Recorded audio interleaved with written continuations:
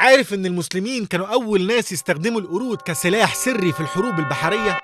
الموضوع مش نكتة، الموضوع كان تخطيط عسكري عبقري في عهد السلطان بايزيد الثاني. العثمانيين وقتها كان عندهم بعد نظر حقيقي، اكتشفوا ان عيون القرد اقوى من عيون البشر بمرتين ثلاثة، فبدل ما يعتمدوا على حارس كان ممكن ينام او يسهى، جابوا قرود مدربة تدريب عالي وحطوهم على اعلى نقطة في السفينة فوق حتة اسمها الصاري المدورة دي. القرد كان بيبقى قاعد ندرجي، اول ما يلمح خيال سفينة عدو على بعد كيلومترات لسه العين البشرية ما شافتهاش، يبدأ يصوت ويتنطط ويعمل حالة استنفار في السفينة كلها. الصرخة دي كانت هي الرادار اللي بيعرف السفينة كلها ان في خطر، ويلحقوا يستعدوا ويجهزوا المدافع قبل ما العدو حتى ياخد باله ان هو اتكشف. المؤرخ الصلابي ذكر القصة دي في تاريخ الدولة العثمانية، واكد ان القرود دي كانت بمثابة جهاز انذار مبكر يحمي الاساطيل من الكمائن في عرض البحر. تخيل بقى ان الذكاء العثمانيين وصلهم ان هم يحولوا كائن حي لعين ساهرة بتحمي حدودهم البحرية في وقت ما كانش فيه اختراعات ولا التكنولوجيا نهائي.